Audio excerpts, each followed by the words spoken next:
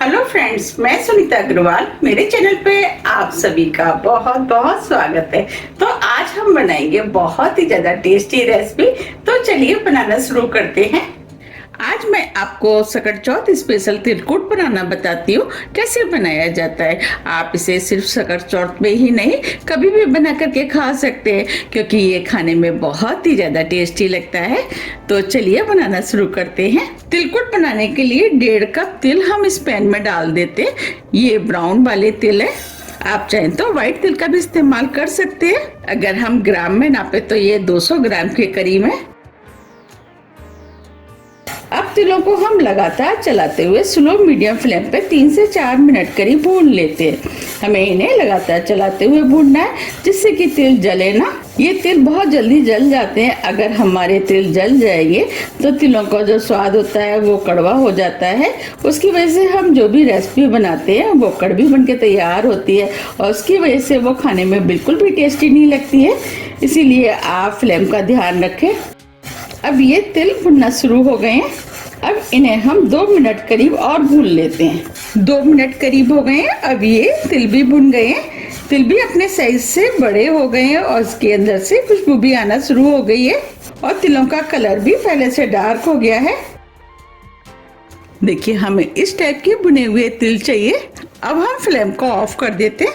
अब तिलों को ठंडा होने के लिए हम प्लेट में निकाल लेते हैं। जब तक तिल ठंडे हो रहे हैं, हम आगे की तैयारी कर लेते हैं। ये हमने 1 टीस्पून देसी घी लिया है, इसे हम इस पैन में डाल देते हैं। घी को मेल्ट होने देते हैं। अब घी मेल्ट हो गया है और हल्का गर्म भी हो गया है।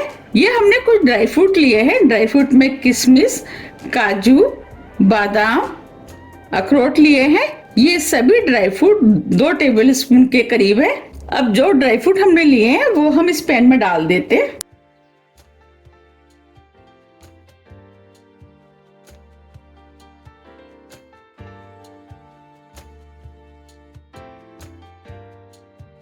और किशमिश को हम रहने देते हैं। अब सभी ड्राई फ्रूट को स्लो मीडियम फ्लेम पे हल्के गोल्डन कलर का होने तक भून लेते हैं। ड्राई फ्रूट आप अपने टेस्ट के अनुसार थोड़े से कम या ज्यादा कर सकते हैं, या जो भी आपको पसंद है वो डाल सकते हैं।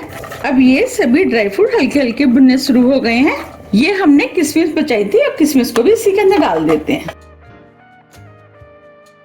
अब किशमिश को भी हम सभी ड्राई फ्रूट के साथ भून लेते हैं, क्योंकि किशमिश बहुत जल्दी भुन जाती है, इसीलिए हमने किशमिश को बाद में डाला है। अब ये सभी ड्राई फ्रूट भुन गए और हल्के गोल्डन कलर के भी हो गए हैं, और आप देख पा रहे हैं जो हमने किशमिश डाली थी वो भी फूल गई है। अब सभी ड्राई फ्रूट को हम प्लेट में निकाल लेते हैं।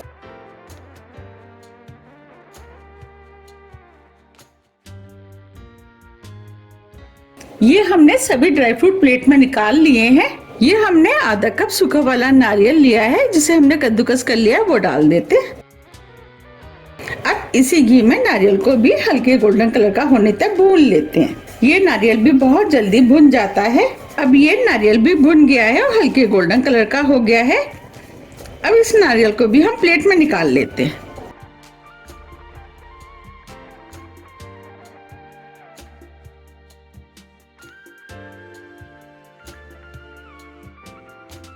ये हमने नारियल को भी निकाल लिया है। अब इसी पैन में आधी टीस्पून घी और डाल देते हैं। ये हमने आधा कप मखाने लिए हैं, इसे भी हम पैन में डाल देते हैं, और मखानों को भी क्रिस्पी होने तक भून लेते हैं। आपके पास जो भी ड्राई फ्रूट नहीं है तो आप उसको स्किप कर सकते हैं। अब ये मखाने भी भुन गए हैं। अब हम मखानों को चेक कर लेते हैं। तो इसमें से हम एक मखाना ले लेते हैं। देखिए, हम मखाने को तोड़ रहे हैं तो ये टूट रहा है, इसका मतलब ये मखाने क्रिस्पी हो गए हैं। अब फ्लेम को ऑफ कर देते हैं और मखानों को भी उसी प्लेट में निकाल लेते हैं।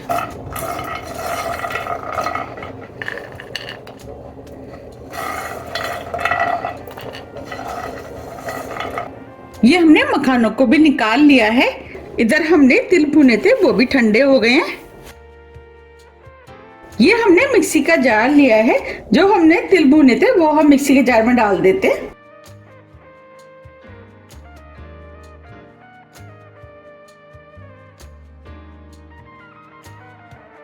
हम तिल और गुड़ का तिलकुट बना रहे हैं, तो उसके लिए ये हमने 1 कप गुड़ लिया है। हमने 200 ग्राम तिल लिए, तो हमने ये 200 ग्राम ही गुड़ लिया है। आप गुड़ की जगह चीनी का भी इस्तेमाल कर सकते हैं और मीठा आप अपने टेस्ट के अनुसार थोड़ा सा कम या ज्यादा भी कर सकते हैं। अब गुड़ को हम मिक्सी के जार में डाल देते हैं। ये हमने 3 से 4 छोटी इलायची ली है, जिसे हमने पीस लिया, वो डाल देते हैं। इससे खुशबू अच्छी आएगी और तिलकुट खाने में भी टेस्टी लगेगा। अब जो हमने ड्राई फ्रूट भुने थे उसे भी हम मिक्सी के जार में डाल देते हैं। हमने ड्राई फ्रूट में से थोड़े से ड्राई फ्रूट बचा लिए हैं, इसका इस्तेमाल हम बाद में करेंगे। अब सभी चीजों को मिक्सी को ऑन ऑफ करते हुए दरदरा पीस लेते हैं।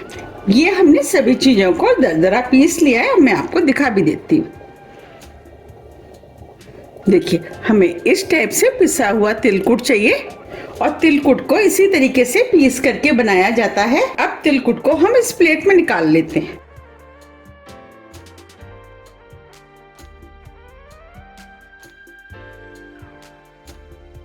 ये तिलकुट खाने में बहुत ही ज्यादा टेस्टी लगता है। आप भी इसे एक बार जरूर बनाइएगा, आपको भी ये बहुत ज्यादा पसंद आएगा। आप इसे सिर्फ फेस्टिवल पर नहीं, कभी भी बना करके खा सकते हैं। ये तिलकुट बनाना बहुत आसान है, झटपट बनके तैयार हो जाता है। जैसे घर में बुजुर्ग और बच्चे वगैरह गजक टाइट होने की वजह से नहीं खा पाते हैं, तो आप उनको इस तरीके से तिलकुट बना के दे सकते हैं। उनको ये बहुत ज्यादा पसंद आएगा और वो आसानी से इसे खा भी पाएंगे। अब जो हमने ड्राई फ्रूट बचाए थे वो हम इसके ऊपर डाल देते हैं। आप इसे किसी भी एयर टाइट डिब्बे में भर करके रख लें और जब भी आपको खाना है आप निकाल करके खा सकते हैं। ये 20 से 25 दिन आराम से चल जाता है। अगर आपको मेरी रेसिपी पसंद आ रही है तो रेसिपी को लाइक कर दीजिएगा और ज्यादा से ज्यादा फ्रेंड और फैमिली के साथ शेयर भी कर दीजिएगा। और अभी तक आपने मेरे चैनल को सब्सक्राइब नहीं किया है तो आप चैनल को भी सब्सक्राइब कर दीजिएगा। अब मैं आपको पास से भी दिखा देती हूँ। देखिए कितना बढ़िया तिलकुट बनके तैयार हुआ है। देखने में जितना अच्छा लग रहा है उससे ज्यादा ये खाने में टेस्टी लगता है। हमने इसे तिल और गुड़ से बनाया है, उसकी वजह से ये और भी ज्यादा हेल्दी बनके तैयार हुआ है। और आपको तो पता ही है सर्दियों में तिल और गुड़ कितने ज्यादा फायदा करते हैं। तो आप मुझे कमेंट्स करके ये बताइए कि आप इसे कब बना रहे हैं। अगर आपको मेरी तिलकुट की रेसिपी थोड़ी भी पसंद आती है तो रेसिपी को लाइक कीजिए, चैनल को सब्सक्राइब कीजिए और ज्यादा से ज्यादा शेयर कीजिए। अब हम फिर मिलते हैं इसी तरह की टेस्टी रेसिपी के साथ। जब तक के लिए नमस्कार।